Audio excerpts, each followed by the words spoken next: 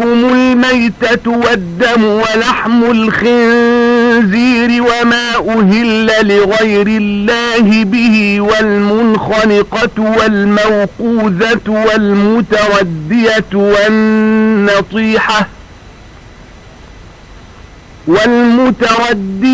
والنطيحة وما أكل السبع إلا ما ذكيتم وما ذبح على النصب وأن تستقسموا بالأزلام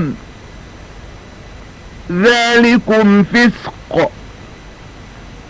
اليوم يئس الذين كفروا من دينكم فلا تخشوهم واخشون اليوم أكملت لكم دينكم وأتممت عليكم نعمتي ورضيت لكم الإسلام دينا فمن اضطر في مخمصة غير متجانف لإثم فإن الله غفور رحيم. தானாகச் செத்தது இரத்தம் பன்றியின் இறைச்சி அல்லாஹ் அல்லாததின் பெயர் அதன் மீது கூறப்பட்ட அறுக்கப்பட்டதும் கழுத்து நெரித்துச் செத்ததும் அடிபட்டுச் செத்ததும் கீழே விழுந்து செத்ததும் கொம்பால் முட்டப்பட்டு செத்ததும் கரடி புலி போன்ற விலங்குகள் கடித்துச் செத்தவையும் உங்கள் மீது ஹராமாக்கப்பட்டிருக்கின்றன. அனுமதிக்கப்பட்டவற்றில் எதை நீங்கள் உயிரோடு பார்த்து முறைப்படி அறுத்தீர்களோ அதை தவிர அதை உண்ணலாம். அன்றியும் பிற வணக்கம் செய்வதற்காக சின்னங்கள் வைக்கப்பெற்ற இடங்களில் அறுக்கப்பட்டவையும் நீங்கள் அம்புகள் மூலம் குறிகேட்டு பாகம் பிரித்துக் கொள்ளும் மாமிசமும் உங்களுக்கு விலக்கப்பட்டுள்ளன. இவை யாவும் பெரும் பாவங்களாகும். இன்றைய தினம் காபிர்கள் உங்களுடைய மார்க்கத்தை அழித்து விடலாம் என்பதை பற்றிய நம்பிக்கையை இழந்து விட்டார்கள். எனவே நீங்கள் அவர்களுக்கு அஞ்சாதீர்கள், எனக்கு அஞ்சி நடப்பீர்களாக. இன்றைய தினம் உங்களுக்காக உங்கள் மார்க்கத்தை பரிபூரணமாக்கிவிட்டேன். மேலும் நான் உங்கள் மீது என் அருட்கொடையை பூர்த்தியாக்கிவிட்டேன். இன்னும் உங்களுக்காக நான் இஸ்லாம் மார்க்கத்தையே இசைவானதாக தேர்ந்தெடுத்துள்ளேன். ஆனால் உங்களில் எவரேனும் பாவம் செய்யும் நாட்டம் இன்றி பசி கொடுமையினால் நிர்பந்திக்கப்பட்டு பெற்று மேலே கூறப்பட்ட விலக்கப்பட்டவற்றை புசித்துவிட்டால் அது குற்றமாகாது. ஏனெனில் நிச்சயமாக அல்லாஹ் மிகவும் மன்னிப்பவனாகவும் கருணை மிக்கோனாகவும் இருக்கின்றான். يسألونك ماذا أحل لهم قل أحل لكم الطيبات وما علمتم من الجوارح مكلبين تعلمونهن مما علمكم الله فكلوا مما أمسكن عليكم واذكروا اسم الله عليه واتقوا الله إن الله سريع الحساب. اليوم أحل لكم الطيبات وطعام الذين أوتوا الكتاب حل لكم وطعامكم حل لهم والمحصنات من المؤمنات والمحصنات من الذين أوتوا الكتاب من قبلكم إذا آتيتموهن أجورهن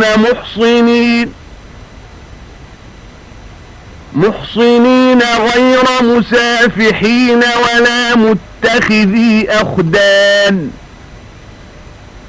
ومن يكفر بالإيمان فقد حبط عمله وهو في الآخرة من الخاسرين. நபியே, அவர்கள் உண்பதற்கு தங்களுக்கு ஹலாலான அனுமதிக்கப்பட்டவை எவை என்று உம்மிடம் கேட்கிறார்கள். நீர் கூறும், உங்களுக்கு ஹலாலானவை சுத்தமான நல்ல பொருள்களும் அல்லாஹ் உங்களுக்கு கற்பித்திருக்கிறபடி வேட்டையாடும் பிராணி பறவைகளுக்கு நீங்கள் பயிற்சி அளித்து அவை வேட்டையாடி நீங்கள் பெற்றவையுமாகும். எனினும் நீங்கள் வேட்டைக்கு விடும்போது அதன் மீது அல்லாஹுவின் பெயரை கூறிவிடுங்கள். அல்லாஹுவுக்கு அஞ்சுங்கள்.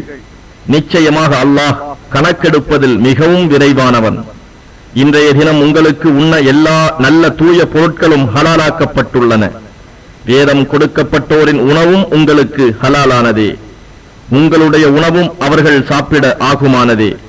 மூமீன்களான கற்புடைய பெண்களும் உங்களுக்கு முன்னர் வேதம் அளிக்கப்பட்டவர்களில் உள்ள கற்புடைய பெண்களும் விலை பெண்டிராகவோ ஆசை நாயகிகளாகவோ வைத்துக் கொள்ளாது அவர்களுக்கு உரிய மகரை அவர்களுக்கு அளித்து மணமுடித்துக் கொள்வது உங்களுக்கு அனுமதிக்கப்பட்டுள்ளது.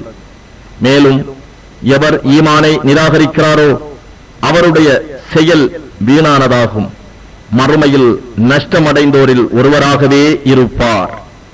يا أيها الذين آمنوا إذا قمتم إلى الصلاة فاغسلوا وجوهكم وأيديكم إلى المرافق وامسحوا برؤوسكم وأرجلكم إلى الكعبين وإن كنتم جنبا فاطهروا وإن كنتم مرضى أو على سفر أو جاء أحد منكم من الغائط أو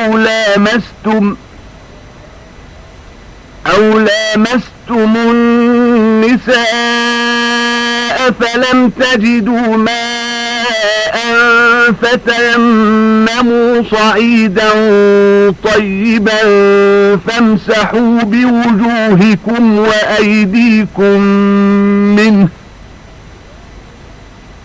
ما يريد الله ليجعل عليكم من حرج ولكن يريد ليطهركم وليتم نعمته عليكم لعلكم تشكرون واذكروا نعمة الله عليكم وميثاقه الذي واثقكم به إذ قلتم سمعنا وأطعنا واتقوا الله إن الله عليم بذات الصدور. மூமீன்களே, நீங்கள் தொழுகைக்கு செல்லுங்கள். முன்னதாக உங்கள் முகங்களையும் முழங்கைகள் வரை உங்கள் இரு கைகளையும் கழுவிக் கொள்ளுங்கள். உங்களுடைய தலைகளை ஈரக்கையால் தடவிக் கொள்ளுங்கள். உங்கள் கால்களை இரு கணுக்கால் வரை கழுவிக் கொள்ளுங்கள். நீங்கள் பெரும் தொடக்குடையோராக குளிக்க கடமைப்பட்டோராக இருந்தால் குளித்து தேகம் முழுவதையும் சுத்தம் செய்து கொள்ளுங்கள். தவிர நீங்கள் நோயாளிகளாகவோ அல்லது பிரயாணத்திலோ இருந்தால், அல்லது உங்களில் எவரும் மலஜலம் கழித்து வந்தாலும், அல்லது நீங்கள் பெண்களை தீண்டி உடல் உறவு கொண்டிருந்தாலும் உங்களை சுத்தப்படுத்திக் கொள்ள உங்களுக்கு தண்ணீர் கிடைக்காவிட்டால் தயமம் செய்து கொள்ளுங்கள். அதாவது சுத்தமான மண்ணை கையினால் தடவிக்கொண்டு அவைகளால் உங்கள் முகங்களையும் உங்களுடைய கைகளையும் தடவிக்கொள்ளுங்கள். அல்லாஹ் உங்களை வருத்தக்கூடிய எந்த சிரமத்தையும் கொடுக்க விரும்பவில்லை. ஆனால் அவன் உங்களை தூய்மைப்படுத்தவும் இன்னும் நீங்கள் அவனுக்கு நன்றி செலுத்தும் பொருட்டு தனது அருட்கொடையை உங்கள் மீது முழுமையாக்கவும் விரும்புகிறான். மேலும் உங்கள் மீதுள்ள அல்லாஹுவின் அருளையும் அவன் உங்களிடம் வாக்குறுதி வாங்கிய பொழுது நீங்கள் அதை உறுதிப்படுத்தி, நாங்கள் செவிமடுத்தோம், நாங்கள் உனக்கு வழிபட்டோம் என்று நீங்கள் கூறியதையும் நினைவு கூறுங்கள். அல்லாஹுவுக்கு அஞ்சுங்கள். நிச்சயமாக அல்லாஹ் உங்கள் இருதயங்களில் உள்ள ரகசியங்களை எல்லாம் நன்கறிந்தவனாக இருக்கின்றான். يا أيها الذين آمنوا كونوا قوامين لله شهداء بالقسط ولا يجرمنكم شنآن قوم على ألا تعدلوا اعدلوا هو أقرب للتقوى واتقوا الله إن الله خبير بما تعملون وعد الله الذين آمنوا وعملوا الصالحات لهم مغفرة وأجر عظيم والذين كفروا وكذبوا بآياتنا أولئك أصحاب الجحيم يا أيها الذين آمنوا اذكروا نعمة الله عليكم إذ هم قوم أن يبسطوا إليكم أيديهم فكف أيديهم عنكم واتقوا الله وعلى الله فليتوكل المؤمنون மூமீன்களே, நியாயத்தை நிலைநாட்டுவதற்காக அல்லாஹுவுக்கு நீங்கள் உறுதியான சாட்சியாக இருங்கள். எந்த ஒரு கூட்டத்தார் மீது நீங்கள் கொண்டுள்ள வெறுப்பும் நீதியை விட்டு விலகி அவர்களுக்கு அக்கிரமம் செய்வதென்பால் உங்களை கொண்டு செல்லாமல் இருக்கட்டும். நீதி செய்யுங்கள். இதுவே தக்வாவுக்கு பயபக்திக்கு நெருக்கமாகும். அல்லாஹுவுக்கு அஞ்சுங்கள். நிச்சயமாக அல்லாஹ் நீங்கள் செய்பவற்றையெல்லாம் நன்கு அறிந்தவனாக இருக்கின்றான். ஈமான் கொண்டு நல்ல அமல்கள் செய்வோருக்கு மன்னிப்பையும் மகத்தான நற்கூலியையும் அல்லாஹ் வாக்களித்துள்ளான். எவர் நிராகரித்து நம் திருவசனங்களையும் மறுக்கிறார்களோ அவர்கள் நரகவாதிகளாவார்கள். மூமீன்களே, ஒரு கூட்டத்தார் தம் கைகளை உங்களிடம் நீட்டி உங்களை கொன்றுவிட தீர்மானித்த போது அவர்கள் கைகளை உங்களை விட்டும் தடுத்து அல்லாஹ் உங்களுக்கு புரிந்த அருளை நினைவு கூறுங்கள். ஆகவே அல்லாஹுவுக்கு அஞ்சுங்கள். இன்னும் அல்லாஹுவின் மீதே மூமீன்கள் முழுமையாக நம்பிக்கை வைக்கட்டும். وَلَقَدْ أَخَذَ اللَّهُ مِيثَاقَ بَنِي إِسْرَائِيلَ وَبَعَثْنَا مِنْهُمُ 12 نَقِيبًا وَقَالَ اللَّهُ إِنِّي مَعَكُمْ لئن أقمتم الصلاة وآتيتم الزكاة وآمنتم برسلي وعزرتموهم وأقرضتم الله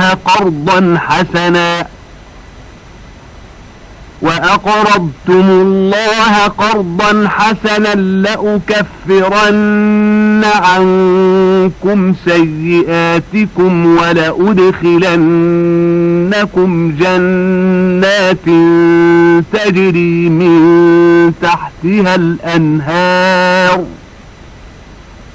فمن كفر بعد ذلك منكم فقد ضل سواء السبيل فبما نقضهم ميثاقهم لعناهم وجعلنا قلوبهم قاسية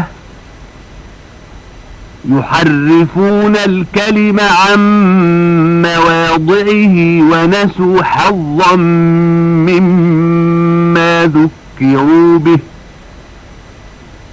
ولا تزال تطلع على خائنة منهم إلا قليلا منهم فاعف عنهم واصفح إن الله يحب المحسنين. நிச்சயமாக அல்லாஹ் இஸ்ராயேலின் சந்ததியினரிடத்தில் உறுதிமொழி வாங்கியுள்ளான். மேலும் அவர்களிலிருந்து 12 தலைவர்களை அனுப்பியுள்ளோம். இன்னும் உறுதிமொழி வாங்கிய போது அல்லாஹ் கூறினான், நிச்சயமாக நான் உங்களுடனேயே இருக்கின்றேன். நீங்கள் தொழுகையை நிலைநிறுத்தி ஜகாத்தும் கொடுத்து என் தூதர்களை விசுவாசித்து அவர்களுக்கு உதவியும் புரிந்து அல்லாஹுவுக்காக அழகிய கடனும் கொடுப்பீர்களானால் நிச்சயமாக நாம் உங்கள் பாவங்களை பரிகரித்து சதா நீரருவிகள் தாழாலே ஓடிக்கொண்டிருக்கும் சுவனபதிகளில் உங்களை நுழைய வைப்பேன். எனவே இதற்கு பின்னரும் உங்களில் எவரேனும் இம்மார்க்கத்தை நிராகரிப்பின் நிச்சயமாக அவர் நேரான வழியிலிருந்து தவறிவிட்டார். அப்பால் அவர்கள் தம் உடன்படிக்கையை முறித்துவிட்டதால் நாம் அவர்களை சபித்தோம். அவர்களுடைய இருதயங்களை இறுகச் செய்தோம். வசனங்களை உரிய சரியான இடங்களிலிருந்து அவர்கள் மாற்றுகிறார்கள். அவர்களுக்கு வழங்கப்பட்டிருந்த போதனையின் பெரும் பகுதியை மறந்து விட்டார்கள். ஆகவே அவர்களில் சிலரை தவிர அவர்களில் பெரும்பாலோரின் மோசடி பற்றி நபியே நீர் தவறாமல் கேட்பீர். எனவே நீங்கள் அவர்களை மன்னித்து புறக்கணித்து விடுவீர்களாக. மெய்யாகவே அன்பாய் இருக்கும் மக்களை அல்லாஹ் நேசிக்கிறான். وَمِنَ الَّذِينَ قَالُوا إِنَّا نَصَارَى أَخَذْنَا مِيثَاقَهُمْ فَنَسُوا حَظًّا مِّمَّا ذُكِّرُوا بِهِ فَأَغْرَيْنَا بَيْنَهُمُ الْعَدَاوَةَ وَالْبَغْضَاءَ إِلَى يَوْمِ الْقِيَامَةِ وَسَوْفَ يُنَبِّئُهُمُ اللَّهُ بِمَا كَانُوا يَصْنَعُونَ يَا أَهْلَ الْكِتَابِ قَدْ جَاءَكُمْ رَسُولُنَا يُبَيِّنُ لَكُمْ كَثِيرًا مِّمَّا كُنتُمْ تُخْفُونَ مِنَ الْكِتَابِ وَيَعْفُو عَن كَثِيرٍ قد جاءكم من الله نور وكتاب مبين يهدي به الله من اتبع رضوانه سبل السلام ويخرجهم من الظلمات إلى النور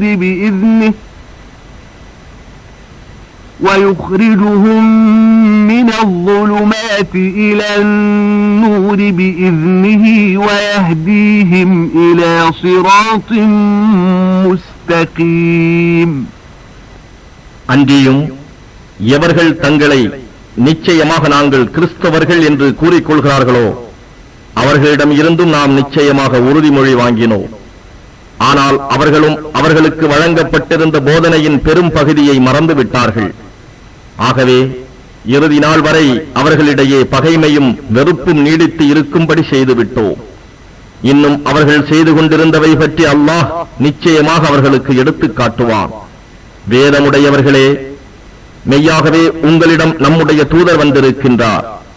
வேதத்திலிருந்து நீங்கள் மறைத்துக் கொண்டிருப்பவற்றில் பல விஷயங்களை அவர் உங்களுக்கு விளக்கிக் காட்டுவார். இன்னும் இப்பொழுது தேவையில்லாத அநேகத்தை விட்டு விடுவார். நிச்சயமாக அல்லாஹ்விடம் இருந்து பேரொளியும் தெளிவும் உள்ள திருக்குர்ஆன் என்னும் வேதமும் உங்களிடம் வந்திருக்கின்றது. அல்லாஹ் இதை கொண்டு அவனது திருப்பொருத்தத்தை பின்பற்றக்கூடிய அனைவரையும் அமைதியும் பாதுகாப்பும் உள்ள நேர்வழியில் செலுத்துகிறான். இன்னும் அவர்களை இருள்களில் இருந்து வெளியேற்றி தன் நாட்டப்படி ஒளியின் பக்கம் செலுத்துகிறான். மேலும் அவர்களை நேரான வழியில் செலுத்துகிறான். لقد كفر الذين قالوا إن الله هو المسيح ابن مريم قل فمن يملك من الله شيئا إن أراد أن يهلك المسيح ابن مريم وأمه ومن في الأرض جميعا ولله ملك السماوات والأرض وما بينهما يخلق ما يشاء والله على كل شيء قدير.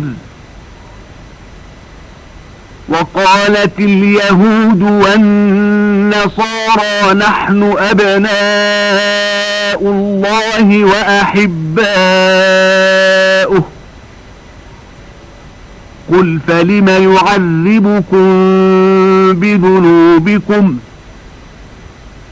بل أنتم بشر ممن خلق يغفر لمن يشاء ويعذب من يشاء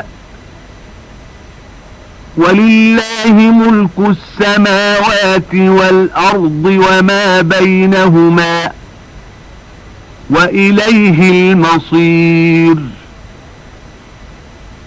يا أهل الكتاب قد جاءكم رسولنا يبين لكم على فترة من الرسل أن تقولوا ما جاءنا من بشير ولا نذير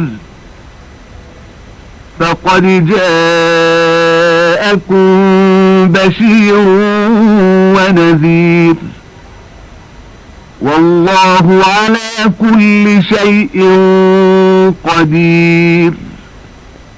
திடமாக எவர் மரியமுடைய குமாரர் மசீஹ் ஈசாதான் அல்லாஹ் என்று கூறுகிறாரோ அத்தகையோர் நிச்சயமாக நிராகரிப்போர் ஆகிவிட்டனர். மரியமுடைய குமாரர் ஈசாவையும் அவருடைய தாயாரையும் இன்னும் பூமியில் உள்ள அனைவரையும் அல்லாஹ் அழித்துவிட நாடினால் அவனை அதிலிருந்து அவர்களை காக்க எவர் சிறிதளவேனும் சக்தியோ அதிகாரமோ பெற்றிருக்கிறார் என்று நபியே நீர் கேளும். வானங்களிலும் பூமியிலும் அவற்றிற்கு இடையேயும் உள்ள பொருட்கள் அனைத்தின் மீதும் உள்ள ஆட்சி அல்லாஹுவுக்கே சொந்தம். அவன் நாடியதை படைக்கிறான். இன்னும் அல்லாஹ் எல்லாவற்றின் மீதும் ஆற்றலுடையவனாக இருக்கின்றான். யூதர்களும் கிறிஸ்தவர்களும் நாங்கள் அல்லாஹுவின் குமாரர்கள் என்றும் அவனுடைய நேசர்கள் என்றும் கூறுகிறார்கள்.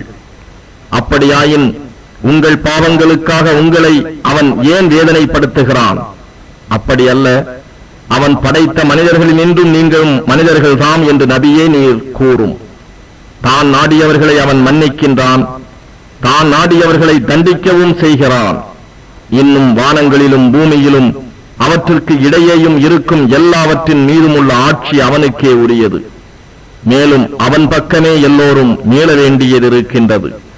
வேதமுடையவர்களே, நிச்சயமாக ஈசாவுக்கு பின் இதுவரையிலும் தூதர் வராது இடைப்பட்டிருந்த காலத்தில் நன்மாராயம் கூறுபவரும் அச்சம் ஊட்டி எச்சரிப்பவரும் ஆகிய எவரும் எங்களிடம் வரவே இல்லையே என நீங்கள் கூறாதிருக்கும் பொருட்டு இப்பொழுது உங்களுக்கு மார்க்கத்தை தெளிவாக எடுத்துக் கூற நம் தூதர் உங்களிடம் வந்துள்ளார்.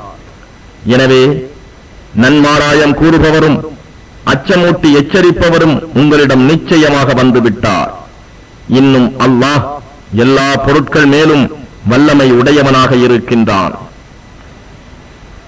وَإِذْ قَالَ مُوسَى لِقَوْمِهِ يَا قَوْمِ اذْكُرُوا نِعْمَةَ اللَّهِ عَلَيْكُمْ إِذْ جَعَلَ فِيكُمْ أَنْبِيَاءَ وَجَعَلَكُمْ مُلُوكًا وَآتَاكُمْ مَا لَمْ يُؤْتِ أَحَدًا مِنَ الْعَالَمِينَ يا قوم ادخلوا الأرض المقدسة التي كتب الله لكم ولا ترتدوا على أدباركم فتنقلبوا خاسرين قالوا يا موسى إن فيها قوما جبارين وإنا لن ندخلها حتى يخرجوا منها فإنا داخلون قال رجلان من الذين يخافون أنعم الله عليهم ادخلوا عليهم الباب فإذا دخلتموه فإنكم غالبون وعلى الله فتوكلوا إن كنتم مؤمنين قالوا يا موسى إنا لن ندخلها أبدا ما داموا فيها فاذهب أنت وربك فقاتلا إنا هاهنا قاعدون قال رب إني لا أملك إلا نفسي وأخي فافرق بيننا وبين القوم الفاسقين قال فإنها محرمة عليهم 40 سنة يتيهون في الأرض فلا تأس على القوم الفاسقين அன்றி மூசா தம் சமூகத்தாரை நோக்கி, என் சமூகத்தோரே, அல்லாஹ் உங்கள் மீது புரிந்திருக்கும் அருட்கொடையை நினைத்து பாருங்கள். அவன் உங்களிடையே நபிமார்களை உண்டாக்கி உங்களை அரசர்களாகவும் ஆக்கினான். உலக மக்களில் வேறு யாருக்கும் கொடுக்காததை உங்களுக்கு கொடுத்தான் என்று அவர் கூறியதை நபியே இவர்களுக்கு நினைவு கூறும். தவிர அவர், என் சமூகத்தோரே, உங்களுக்காக அல்லாஹ் விதித்துள்ள புண்ணிய பூமியில் நுழையுங்கள். இன்னும் நீங்கள் புறமுதுகு காட்டி இழிவுடன் திரும்பி விடாதீர்கள். அப்படி செய்தால் நீங்கள் நஷ்டமடைந்தவர்களாகவே திரும்புவீர்கள் என்றும் கூறினார். அதற்கு அவர்கள், யா மூசா, மெய்யாகவே அந்த இடத்தில் மிகவும் பலசாலிகளான கூட்டத்தார் இருக்கின்றார்கள். எனவே அவர்கள் அதை விட்டு வெளியேறாத வரையில் நாங்கள் அதில் நுழையவே மாட்டோம். அவர்கள் அதை விட்டு வெளியேறிவிடின் நிச்சயமாக நாங்கள் பிரவேசிப்போம் என கூறினார்கள்.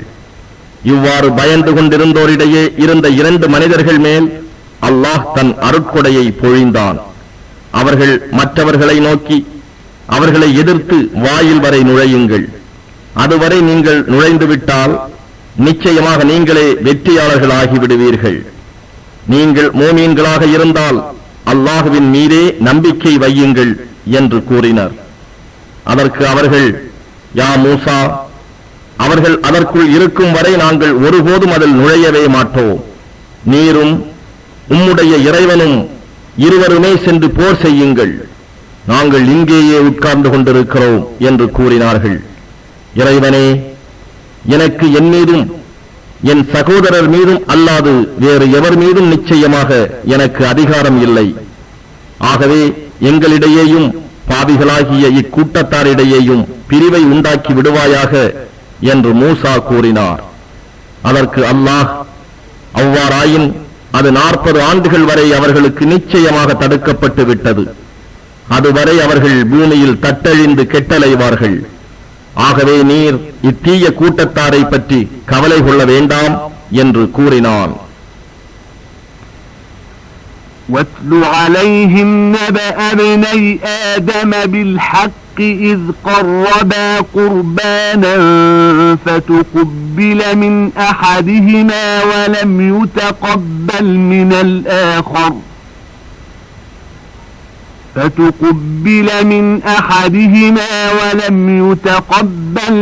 الآخر قال لأقتلنك قال إنما يتقبل الله من المتقين لئن بسطت إلي يدك لتقتلني ما أنا بباسط يدي إليك لأقتلك إني أخاف الله رب العالمين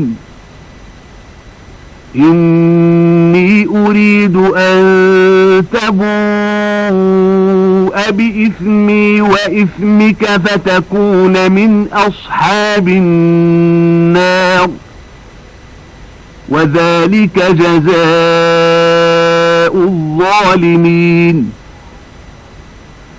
فطوعت له نفسه قتل أخيه فقتله فأصبح من الخاسرين فبعث الله غرابا يبحث في الأرض ليريه كيف يواري سوءة أخيه قال يا ويلتى أعجزت أن أكون مثل هذا الغراب فأواري سوءة أخي فأصبح من النادمين من أجل ذلك كتبنا على بني إسرائيل أنه من قتل نفسا بغير نفس أو فساد في الأرض فكأنما قتل الناس جميعا ومن أحياها فكأنما أحيا الناس جميعا ولقد جاءتهم رسلنا بالبينات ثم إن كثيرا منهم بعد ذلك في الأرض لمسرفون. நபியே, ஆதமுடைய இரு குமாரர்களின் உண்மை வரலாற்றை நீர் அவர்களுக்கு ஓதி காண்பியும். இருவரும் ஒவ்வொருவரும் குர்பானி கொடுத்த போது ஒருவரிடம் இருந்து அது ஏற்றுக்கொள்ளப்பட்டது, மற்றவரிடம் இருந்து அது ஏற்றுக்கொள்ளப்படவில்லை. பின்னவர், நான் நிச்சயமாக உன்னை கொலை செய்து விடுவேன் என்று கூறினார். அதற்கு முன்னவர், மெய்யாகவே அல்லாஹ் ஏற்றுக்கொள்வது பயபக்தி உடையவர் குர்பானிகளைத்தான் என்று கூறினார். அன்றியும், நீ என்னை வெட்டுவதற்காக என் அளவில் உன் கையை நீட்டுவாயானால் நான் உன்னை வெட்டுவதற்காக என் கையை உன் அளவில் நீட்ட மாட்டேன். ஏனெனில் நான் நிச்சயமாக உலகங்களுக்கெல்லாம் ரப்பாகிய இறைவனுக்கு அஞ்சுகிறேன் என்றும் கூறினார். என்னுடைய பாவத்தையும் உன்னுடைய பாவத்துடன் நீ சுமந்து கொண்டு வருவதையே நிச்சயமாக நான் விரும்புகிறேன். அப்பொழுது நீ நரகவாதிகளில் ஒருவனாகி விடுவாய். இதுதான் அநியாயக்காரர்களின் கூலியாகும் என்றும் கூறினார். இதன் பின்னரும் அவருடைய மனம் தம் சகோதரரை கொன்று விடுமாறு தூண்டிற்று. ஆகவே அவர் தம் சகோதரரை கொலை செய்து விட்டார். அதனால் அவர் நஷ்டமடைந்தவர்களில் ஒருவராகிவிட்டார். பின்னர் தம் சகோதரரின் பிரேதத்தை அடக்குவதற்காக எவ்வாறு மறைக்க வேண்டும் என்பதை அவருக்கு அறிவிப்பதற்காக அல்லாஹ் ஒரு காகத்தை அனுப்பினான். அது பூமியை தோண்டிற்று. இதை பார்த்த அவர், அந்தோ நான் இந்த காகத்தை போல் கூட இல்லாது ஆகிவிட்டேனே, அப்படி இருந்திருந்தால் என் சகோதரனுடைய பிரேதத்தை நான் மறைத்திருப்பேனே என்று கூறி கைசேதப்படக்கூடியவராகிவிட்டார்.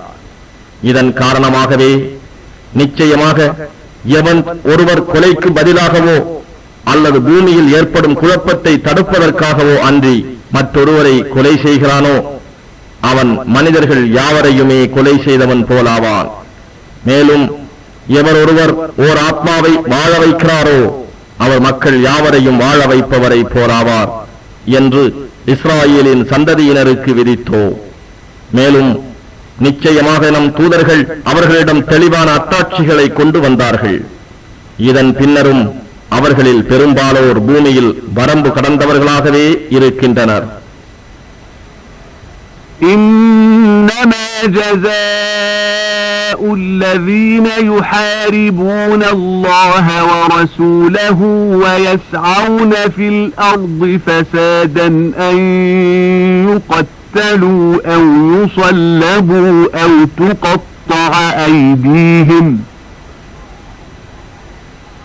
تقطع أيديهم وأرجلهم من خلاف أو ينفوا من الأرض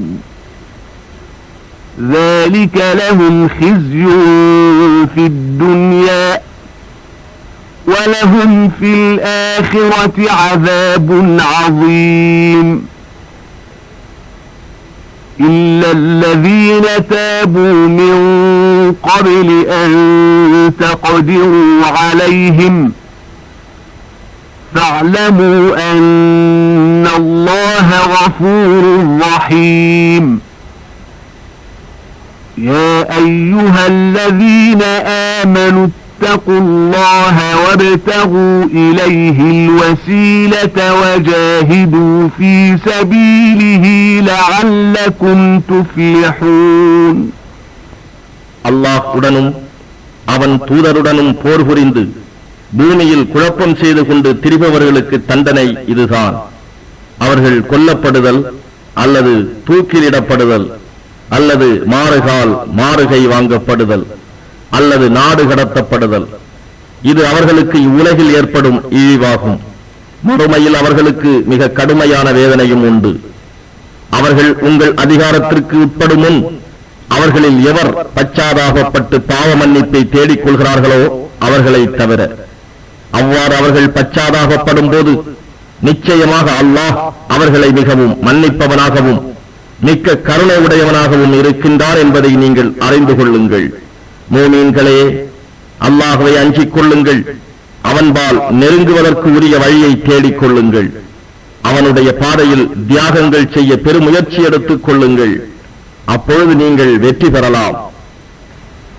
إن الذين كفروا لو أن لهم ما في الأرض جميعا ومثله معه ليفتدوا به من عذاب يوم القيامة ما تقبل منهم ولهم عذاب أليم يريدون أن يخرجوا من النار وما هم بخارجين منها ولهم عذاب مقيم والسارق والسارقة فاقطعوا أيديهما جزاء بما كسبا نكالا من الله والله عزيز حكيم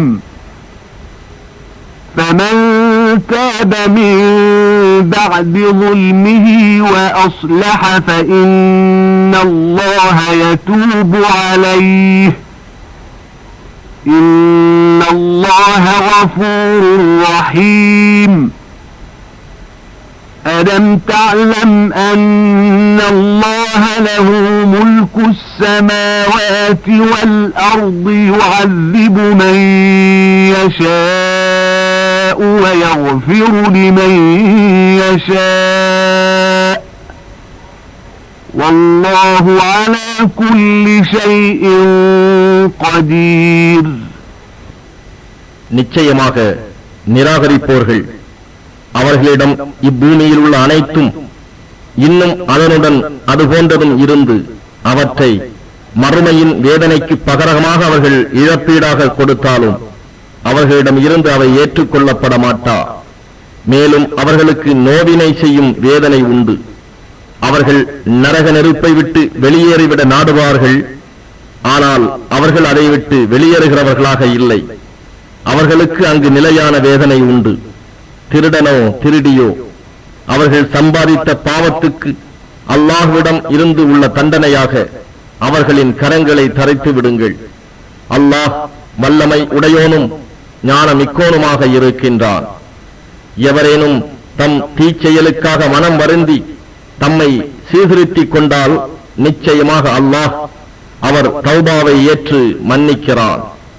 நிச்சயமாக அல்லாஹ் மிகவும் மன்னிப்போனாகவும் பேரருள் கருணை உடையோனாகவும் இருக்கின்றான். நிச்சயமாக அல்லாஹ் அவனுக்கே வானங்கள் பூமி இவற்றின் ஆட்சி சொந்தமானது என்பதை நீர் அறியவில்லையா? தான் நாடியவரை அவன் வேதனை செய்கிறான், இன்னும் தான் நாடியவருக்கு மன்னிப்பு அளிக்கிறான். நிச்சயமாக அல்லாஹ் அனைத்து பொருட்கள் மீதும் பேராற்றலுடையவன். يا أيها الرسول لا يحزنك الذين يسارعون في الكفر من الذين قالوا آمنا بأفواههم ولم تؤمن قلوبهم ومن الذين هادوا سماعون للكذب سماعون لقوم آخرين لم يأتوك يحرفون الكلم من بعد مواضعه يقولون إن أوتيتم هذا فخذوه وإن لم تؤتوه فاحذروا ومن يرد الله فتنته فلن تملك له من الله شيئا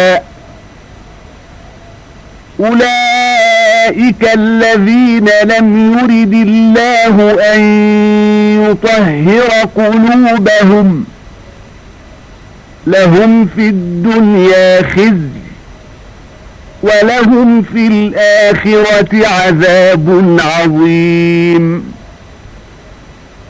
سماعون للكذب أكالون للسحت فإن جاءوك فاحكم بينهم أو أعرض عنهم وإن تعرض عنهم فلن يضروك شيئا وإن حكمت فاحكم بينهم بالقسط إن الله يحب المقسطين وكيف يحكمونك وعندهم التوراة فيها حكم الله ثم يتولون من بعد ذلك وما أولئك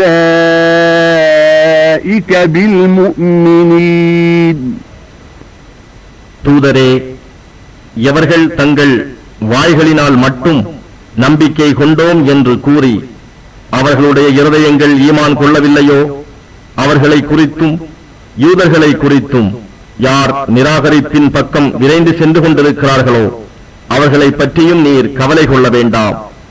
அவர்கள் பொய்யானவற்றையே அதிகம் கேட்கின்றனர். உம்மிடம் இதுவரை வராத கூட்டத்தாரிடம் சென்று பேச்சுக்களை அறிவிப்பதற்காகவும் கேட்கின்றனர். மேலும் அவர்கள் வேத வசனங்களை அவற்றுக்கு உரிய இடங்களில் இருந்து மாற்றி இன்ன சட்டம் உங்களுக்கு கொடுக்கப்பெற்றால் ஏற்றுக்கொள்ளுங்கள், அப்படி இல்லை என்றால் அதை தவிர்த்துக் கொள்ளுங்கள் என்று கூறுகிறார்கள். மேலும் அல்லாஹ் எவரை சோதிக்க நாடுகிறானோ அவருக்காக அல்லாஹ்வில் இருந்து எதையும் தடுக்க நீர் ஒருபோதும் அதிகாரம் பெறமாட்டீர். இத்தகையோருடைய இருதயங்களை பரிசுத்தமாக்க அல்லாஹ் விரும்பவில்லை. இவர்களுக்கு இவ்வுலகிலே இழிவும் மறுமையில் கடுமையான வேதனையும் உண்டு. அன்றியும் இவர்கள் பொய்யையே அதிகமாக கேட்போராகவும் விலக்கப்பட்ட பொருட்களையே விழுங்குவோராகவும் இருக்கின்றனர். நபியே, இவர்கள் உம்மிடம் வந்தால் இவர்களுக்கு இடையே தீர்ப்பு வழங்கும் அல்லது இவர்களை புறக்கணித்து விடும். அப்படி இவர்களை நீர் புறக்கணித்து விடுவீராயினும் இவர்கள் உமக்கு யாதொரு தீங்கும் செய்ய முடியாது. ஆனால் நீர் இவர்களிடையே தீர்ப்பளிப்பீராயின் நியாயமாகவே தீர்ப்பளிப்பீராக. ஏனெனில் நிச்சயமாக அல்லாஹ் நீதிமான்களையே நேசிக்கின்றான். எனினும் இவர்கள் உம்மை நீதி வழங்குவோராக எப்படி ஏற்றுக்கொள்வார்கள்? இவர்களிடத்திலோ தௌராத் வேதம் உள்ளது, அதில் அல்லாஹுவின் கட்டளையும் உள்ளது. எனினும் அதை பின்னர் புறக்கணித்து விடுகிறார்கள். இவர்கள் மோமீன்களே அல்லர்.